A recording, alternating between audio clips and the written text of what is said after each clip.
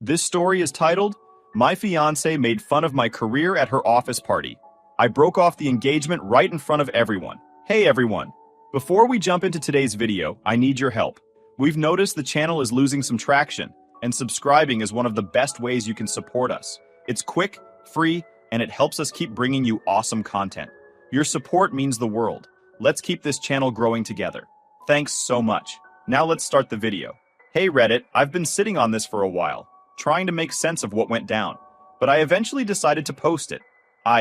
30 male, work as an electrician. I'm not gonna sugarcoat it. I love my job. Sure, it's not the kind of thing people put in movies or brag about at fancy dinners, but I've been working with my hands since I was a teenager, and it's what I'm good at. I didn't just stumble into this either.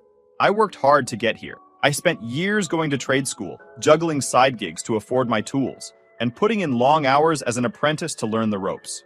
I had to prove myself every step of the way, especially in a field where your reputation can make or break you.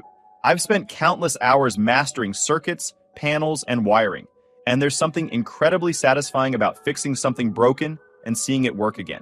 Plus, I've built a pretty good life from it. I run my own small business, where I handle everything from home repairs to custom lighting setups for businesses.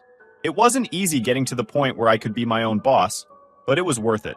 Now I have a nice truck, loyal clients, and I'm saving to buy my first house. It's not flashy, but it's honest work, and I wouldn't trade it for anything. I've always been proud of where I am, but I'll admit, I've had to deal with people looking down on what I do. You know the type, the ones who think real success is sitting in a cubicle or having a long title like Senior Executive something something.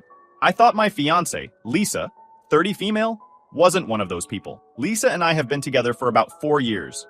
She works in corporate marketing, which is a world I don't really understand, but always tried to respect. She's ambitious, driven, and polished in a way that made me feel like a regular guy standing next to a magazine cover. She's the kind of person who plans everything, from our weekend brunches to our 5-year goals. I liked that about her. I thought we balanced each other out. Me, the hands-on problem solver, and her, the polished go-getter. In the beginning, Lisa would tell me how much she admired my work ethic. She'd say things like, "I love how passionate you are about what you do," or, "You're so good with your hands, it's impressive." I ate that up because it felt good to have someone in my corner, especially someone like Lisa, who could have had her pick of any suit and tie type, but went out of her way to pursue me. I remember asking her once why she was so interested in me, and she said, "Because you're a real man." But now that I'm looking back, I think there were signs that she didn't really respect me or what I do. It's just that I ignored them. For example, there was this one time when we were talking about future goals, and I said I wanted to expand my business, maybe hire a couple of guys to work under me so I wasn't always on the job myself. Her response? "That's cute, babe. You'd be like a little boss." I laughed it off at the time, but now it feels like one of those comments that wasn't as innocent as it seemed. Then there was the way she talked about her own career. She'd go on and on about how hard it was to get where she is, how she had to prove herself in a male-dominated industry, and how she's always working twice as hard as everyone else. Don't get me wrong, I respected the hell out of her hustle, but looking back, I realized she never really asked about my work in the same way. Like, she never cared about the struggles I had running my own business, or the times I had to work 12-hour days in someone's attic during a heat wave just to make ends meet. Still, I never thought it was a big deal. I figured we just had different ways of showing support. She was all about big, flashy gestures, posting pictures of us with captions like, "So proud of my guy," while I was more low-key. I'd show up to her work events, listen to her vent about her boss, and make sure she had dinner waiting when she got home late. To me, that was enough. Things started to feel off earlier this year, though. Lisa got a promotion, and suddenly her life became all about networking and corporate events. She started talking about her colleagues constantly. This guy who's a rising star in the industry. That woman who's such a powerhouse. I noticed she didn't mention me as much anymore. When I asked about it, she brushed it off, saying, "You're not part of that world, babe. It's not a big deal." That stung a little, but I let it go. I figured she was just caught up in the excitement of her new role. Then came the co-workers' holiday party. Lisa had been talking about it for weeks. She kept saying it was a big deal, and that it was important I come with her. "You'll love it," she said. "You'll get to see the people I work with and the world I live in." I wasn't exactly thrilled about spending a night with a bunch of corporate types, but I figured it was important to her, and I wanted to be by her side, so I agreed. As the date got closer, I started to feel more and more out of my element. Lisa was planning everything down to the last detail. What we'd wear, what time we'd arrive, even what kind of conversations I should prepare for. "Just talk about your business," she said. "People love hearing about small businesses. That should have been my first red flag. Why would I need to prepare to talk about what I do? But again, I brushed it off.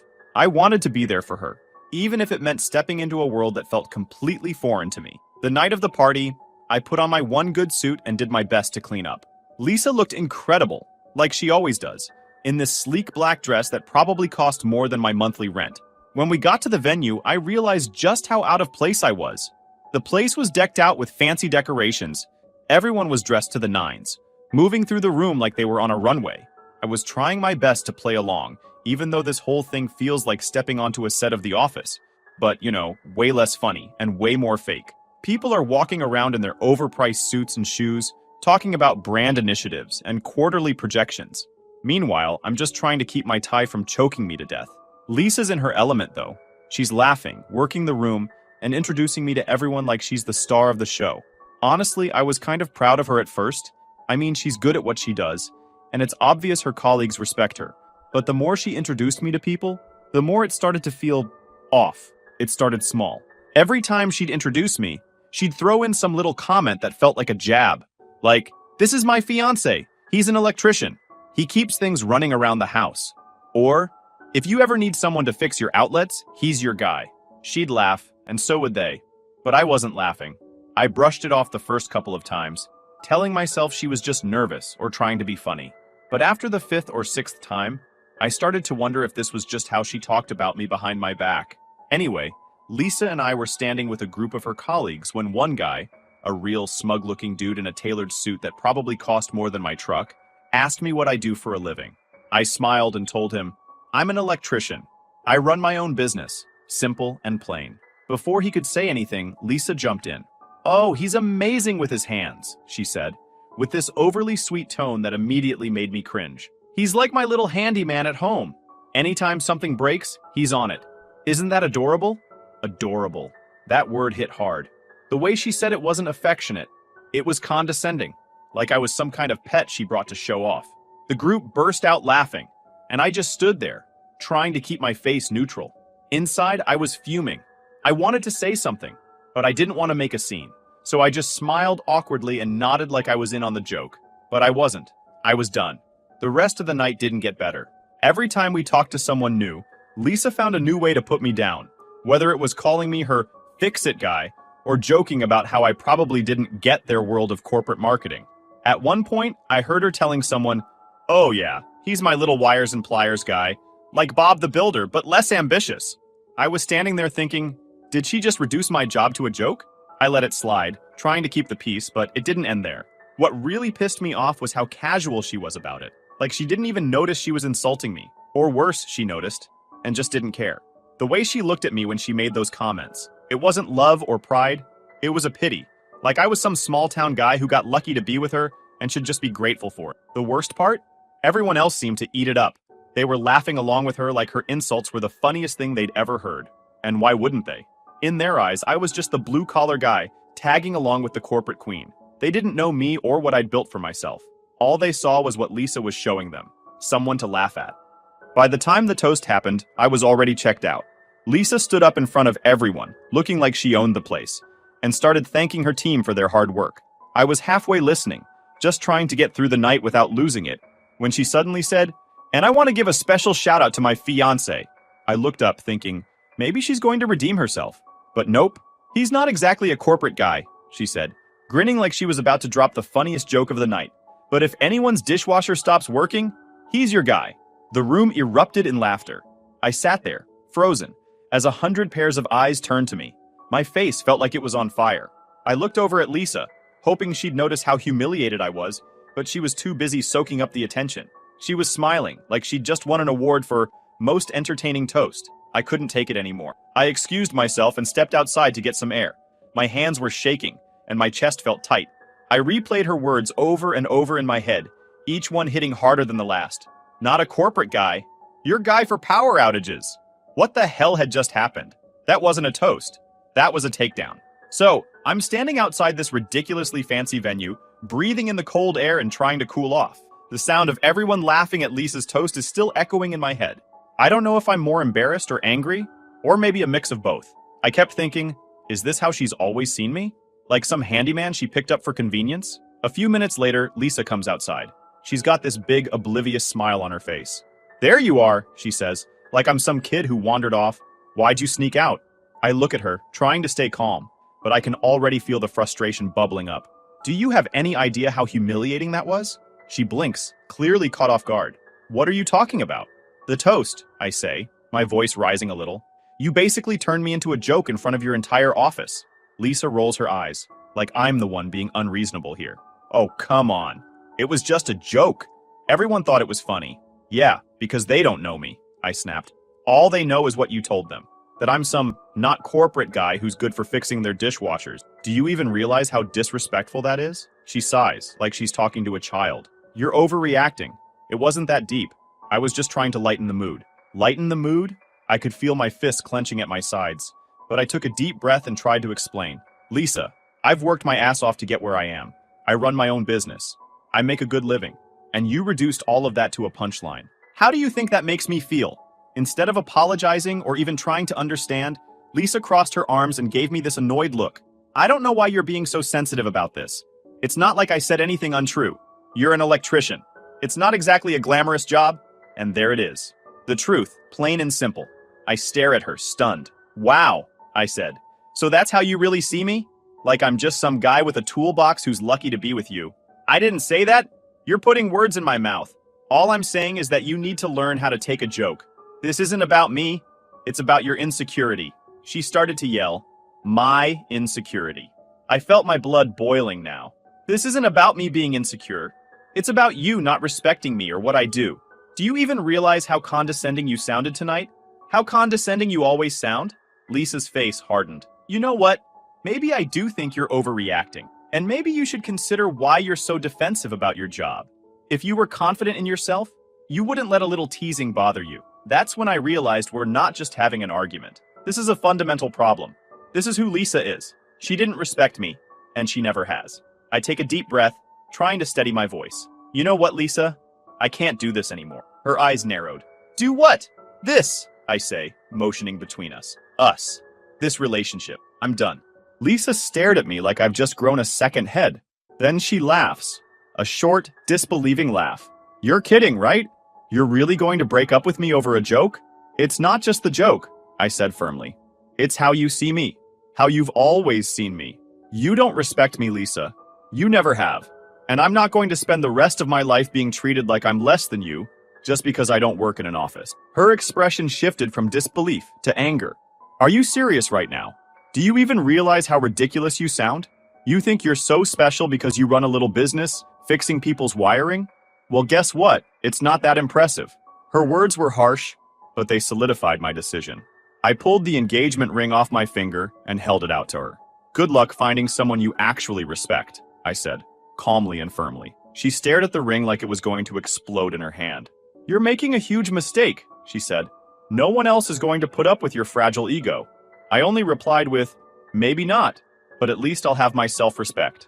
And with that, I turned and walked back into the party to grab my stuff, leaving her standing there in the cold, with the ring still in her hand. The moment I stepped back into the party to grab my coat, the buzz of conversation and laughter hit me like a wall. The room was still alive, but I noticed people sneaking glances at me. I knew it was going to make a scene. Honestly, I didn't care. Let them talk about it for the next 5 weeks. Let them dissect every detail.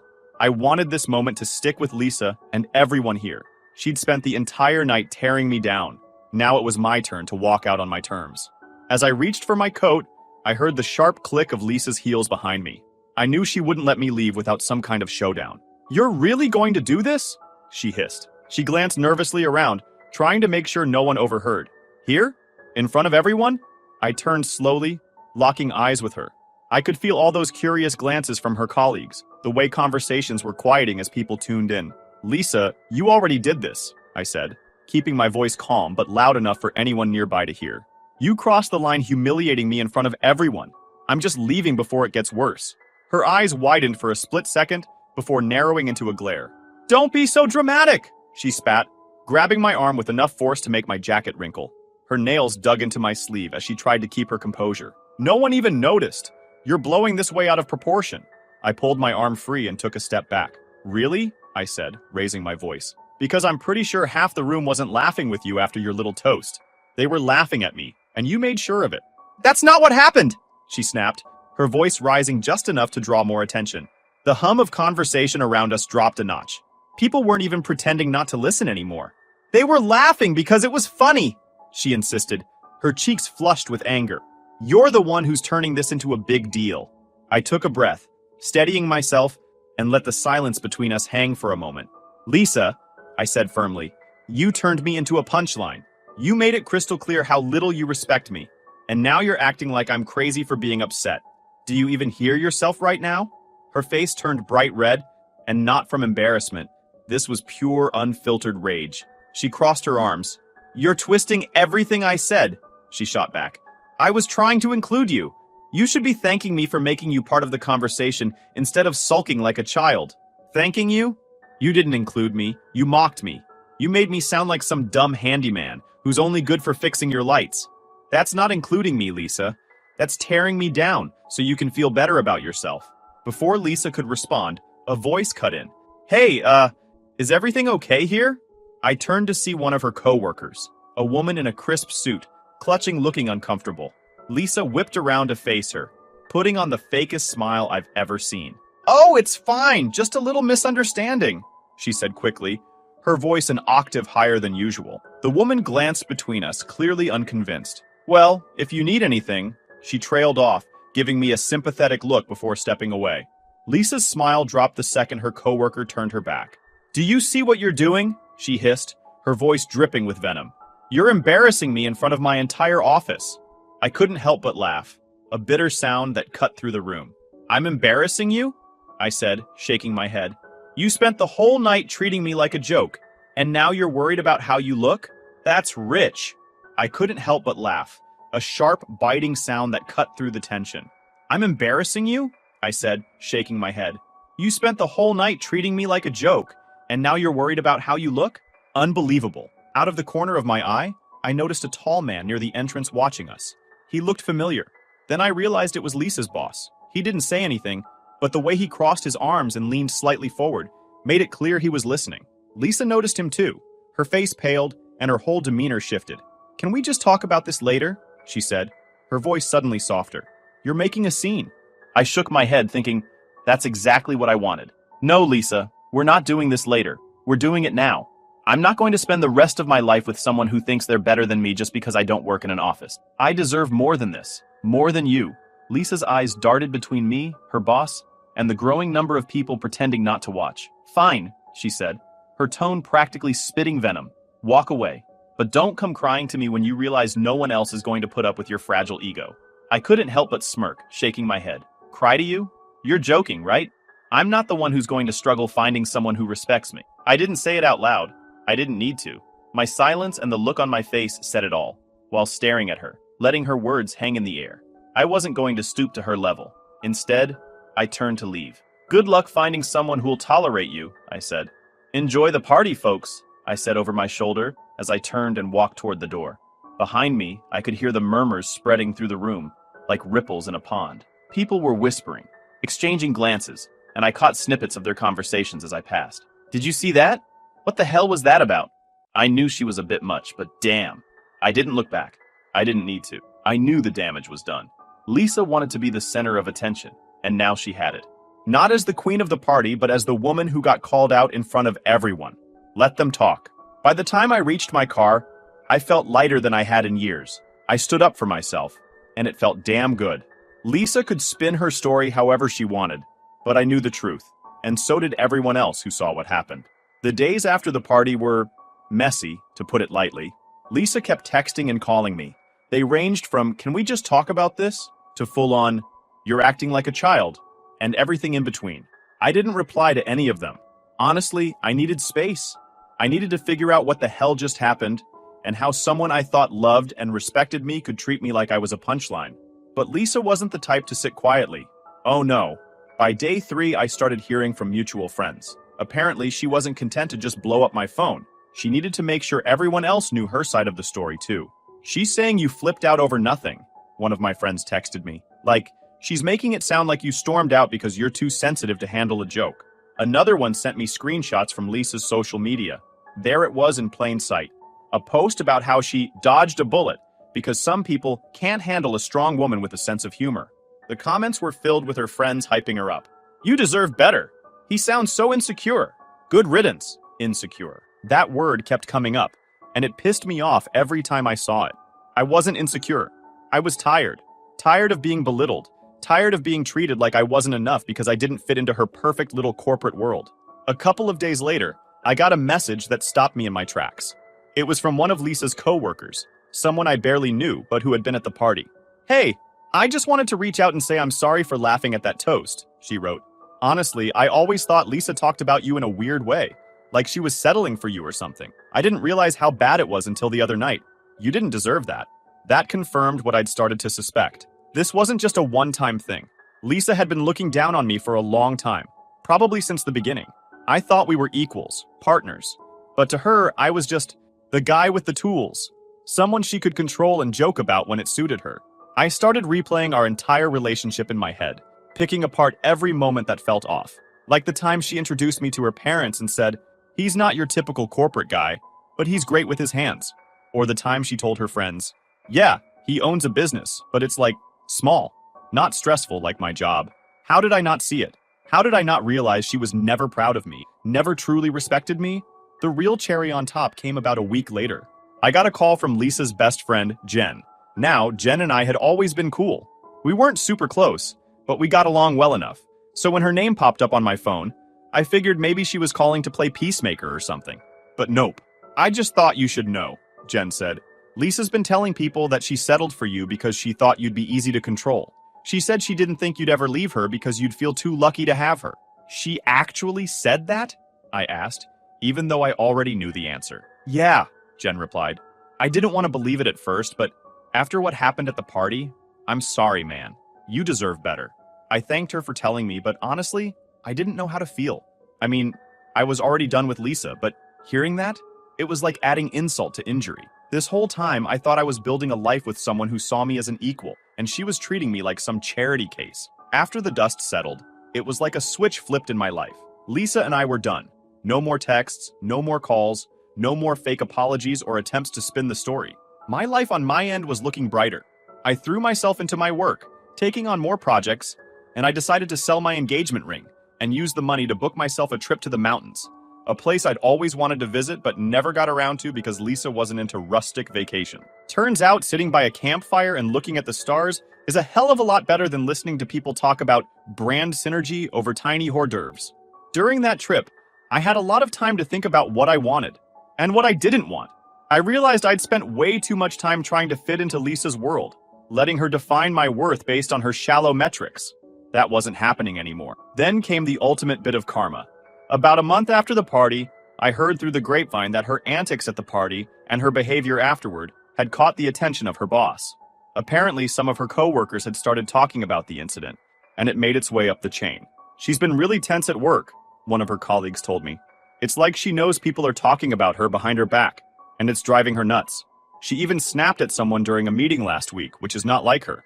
Another mutual friend shared a text from Lisa, where she wrote, I worked my ass off to get where I am, and now it's like one stupid night is all anyone remembers. From what I could tell, the realization was starting to sink in. She hadn't just lost me, she damaged her professional relationships too. The people who once respected her were now questioning her judgment. I didn't get all the details, but from what I heard, the higher-ups weren't thrilled about how Lisa represented herself. She was passed over for a promotion she'd been gunning for, and let's just say she wasn't happy about it. I won't lie, I felt a little satisfaction knowing karma had finally caught up with her. Not because I wanted her to fail, but because it felt like validation. Her attitude, her need to tear others down to build herself up, it wasn't just a problem in our relationship. It was who she was. However, these days, I'm in a much better place. I'm glad I ended the relationship before getting married and have kids involved, and each day I feel my decision was so right. I've expanded my business, upgraded my tools, and even started teaching an evening class for aspiring electricians. Sharing what I know and seeing people get excited about learning the trade has been a game changer for me. I've also reconnected with friends I'd drifted away from during my time with Lisa. Looking back, I realize how much of my life I'd centered around her. Her friends, her interests, her goals. Now, I'm focusing on what makes me happy. and it feels damn good. As for Lisa, I haven't heard from her directly since the breakup. She's still doing her thing, posting her cryptic quotes, and probably telling anyone who'll listen that she's the victim. But honestly, I don't care. The truth is, walking away from that relationship was the best thing I've ever done. It wasn't just about the party or the toast. It was about realizing that I deserve to be with someone who values me for who I am, not for how I fit into their narrative. If there's one thing I've learned from all this, it's that respect isn't optional in a relationship. You can't love someone you don't respect, and you shouldn't try to stay with someone who doesn't respect you. So to anyone reading this who's in a similar situation, trust your gut. If someone's tearing you down instead of lifting you up, let them go. You'll thank yourself later. Thanks for sticking with me through all this. It's been a wild ride, but I feel like I'm finally back on track. And if anyone ever needs an outlet rewired, you know who to call.